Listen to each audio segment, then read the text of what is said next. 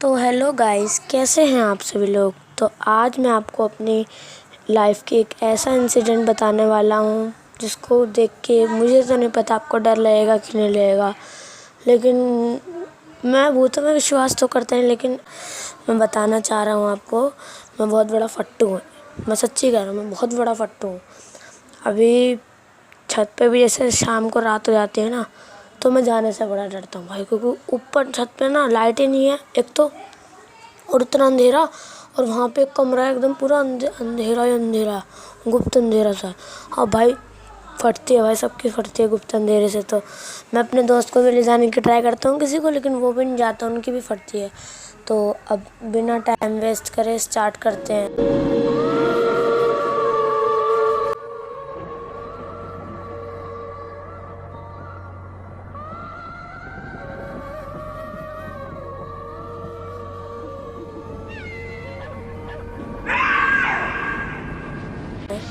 तो गाइस, आज मैं आप लोगों को बताने वाला हूँ अपनी लाइफ का इंसिडेंट। जैसे कि मैंने आपको बताया था L214, तो वहाँ पे हम रहने लग गए।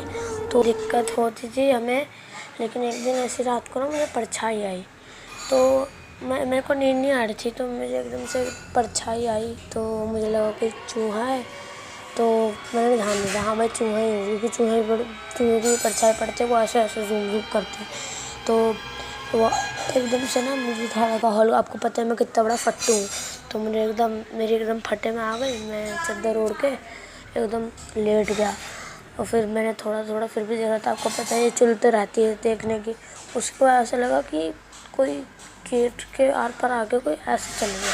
तो मुझे लगा कि हाँ चूहा ही है, गेट के आर पार मैं ऐसे सोचा ज़्यादा। फिर मैं केस को रख के मम्मी के ऊपर अपने हाथ रख के सो गया। अगले दिन नहीं, मतलब ऐसे ही एक हफ्ता गुज़र गया था।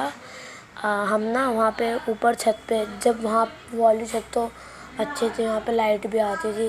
तो जो सेकंड फ्लोर पे थे ना, वो मेरी दीदी की फ्रेंड भी रहती थी वहाँ पे। तो फिर हम उनके साथ छत पे जाते थे, और वहाँ पे फिर हम घूमते थे खाना खाने के बाद। तो हम एक दिन ऐसे घूम रहे थे, तो रात को ना छत पे ना कुछ चावल वावल बीच में पड़े हुए थे। फिर हमने कुछ करा नहीं, झाड़ू से उन्हें साइड कर दिया। मतलब मेरी मम्मी ने तो साइड कर दिया उसे। उसके बाद फिर हम आ गए। अगले दिन क्या हुआ, वहाँ पे सेकंड फ्लोर पे ना रेंट के हिसाब से घर थे, अलग अलग घर नहीं, मतलब रूम थे, सॉरी रूम थे वहाँ पे, अलग अलग रूम थे। तो वहाँ पे अलग अलग रेंट पे चढ़ा रखे थे, मतलब वो। तो उनमें से एक रूम में मेरी दीदी की फ्रेंड रहती थी, और उसके अगले रूम साइड वाले रूम में अभी भी कोई ना बरसाने से एक आंटी आई थी। उनका नाम था पूजा, मुझे अभी उनका नाम याद नहीं अच्छे से, तो हम उन्हें पूजा बुलाएंगे। और उनके दो बेटे थे, एक का नाम आर्यन था, एक का नाम मिष्टी था। उनका मिष्टी के साथ में बहुत खेलता था, और उसके आर्यन के साथ भी बहुत खेलता था। मुझे बड़ा मज़ा आता था। आर्यन जैसे छोटा बच्चा था ना, और वो बरसाने की लैंग्वेज बोलता था, तो मुझे बड़ा अच्छा लगता था वो। उसके बाद फिर मैं उनके साथ ऐसे ही खेलने लग गया। आंटी से ही मेरी ऐसी बातचीत होने लगी। तो एक दिन मैं ऐसे ही ना उनके कमरे में आर्यन के साथ खेल रहा था, जो उनका बेटा था उनके साथ खेल रहा था। तो फिर एक दिन ना वो बेड पे लेटे लेटे ना, उनके ऊपर ना मिष्टी थी आंटी के ऊपर, यानी पूजा आंटी के ऊपर ना वो उनकी बेटी मिष्टी लेटी हुई थी। तो एकदम से ना वो अपने दांत टाइट करके आँख एकदम पूरी खोल के ही कुछ इस टाइप की आवाज़ निकालने लग गई। तो उसके बाद फिर तो मुझे लगा वो मजाक कर रही हैं, तो मैंने ऐसे ही समझ लिया। फिर थोड़ी देर तक वो करती रही ना लगातार, तो मुझे डर लगने लग गया। और ना मुझे ऐसा लग रहा था, फिर ऐसे वो कर रही थी, उन्होंने मुझे कुछ ऐसा इशारा कर अपनी आंखों से कि मेरी बेटी को मेरे साइड से हटा के वो साइड कर दो, मतलब। तो मैंने उनके बेटे और बेटी को साइड करा रूम से, और फिर मैंने साइड वाले रूम से आंटी को बुलाया। हम उन्हें बोलेंगे, उन्हें मेरी जो दीदी की फ्रेंड थी, हम उन्हें बोलेंगे प्रीति। तो मैंने प्रीति आंटी को बुलाया। मैंने प्रीति आंटी को बोला, देखो आंटी क्या कर रहे हैं, मतलब इन्हें क्या हो गया है आंटी को, तो एक बार आप देखना। फिर वो जैसी गई ना उसके पास, उनके पास, आंटी के पास, तो वो एकदम से ना ऐसा करके ही करके उठी। तो आंटी भी डर गई। फिर नीचे से मकान मालिक आए, यानी जो उस घर के मालिक थे वो आए, उन्होंने हम सबको बाहर करके कुंडी लगा दी। हम करीब ज़्यादा देर नहीं होगी, 3-4 मिनट ही बाद वो अपना आप ही ऐसे जैसे कि सुध-बुध खो के एकदम से गिर गई बेड पे अपने। फिर हमने कुंडी खोली गेट की, रूम की, फिर हम अंदर गए। हमने मतलब आंटी ने पूछा कि क्या हो गया था पूरा तुम्हें, तुम ऐसे ही क्यों कर रही थी? तो फिर वो बोलते मुझे पता नहीं, और वो एकदम ठंडी हो रही थी, एकदम ठंडी पड़ी थी।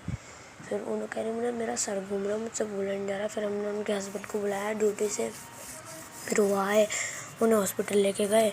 फिर वो वापस आए तो फिर हमने मेरे से ना उनके जो रिलेटिव्स हैं उन्होंने मेरे से ना माचिस मंगाई थी। हाँ, तो फिर मैं नीचे गया, मैंने कहा मम्मी माचिस है, तो मम्मी ने कहा क्या हुआ? तो मैंने बताया वो सब। तो मैंने कहा मम्मी ऐसा ऐसा हो। मम्मी ने कहा जल्दी माचिस दे के नीचे आ जा, ऊपर मत जा, ठीक नहीं है। फिर मैं माचिस दे के नीचे आ गया। नीचे आने के बाद नीचे आ गया मैं। उसके बाद रात को हम सो गए थे। उसके बाद ना सुबह उठ के मैं गया था वैसे ही खेलने, मतलब दीदी की फ्रेंड से ऐसी बातें करने, जैसे उनके जो भाई थे उनसे बातें करने। तो फिर मैं गया ना, तो उन्होंने बताया कि इनको करीब रात को 11:30 बजे भी दौरा पड़ा था।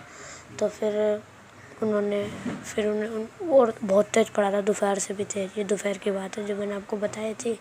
और अब रात को उन्हें दोबारा 11:30 बजे दौरा पड़ा। तो उनके रिलेटिव उन्हीं के घर थे। फिर उन्होंने पता नहीं क्या करा, कंट्रोल से बाहर हो गई थी। तो फिर ऐसे करके संभाला। फिर 4-5 दिन बाद उन्होंने खाली कर दिया। तो उसी के बाद से मतलब मेरी तो पहले से ही फटती है, लेकिन जब भी मेरी बहुत फटने लग रही थी। तो बस यही बताना चाह रहा था। और गाइस, अगर आपको ये वीडियो पसंद आए तो प्लीज़ लाइक और सब्सक्राइब करना मत भूलना। और गाइस प्लीज़ सपोर्ट मी। ये मेरे इस चैनल के वैसे मैं शॉर्ट्स डालता रहता हूँ, एटीट्यूड तो नहीं, वैसे ही एडिटिंग करने का मुझे शौक है तो वैसे डालते रहता हूँ।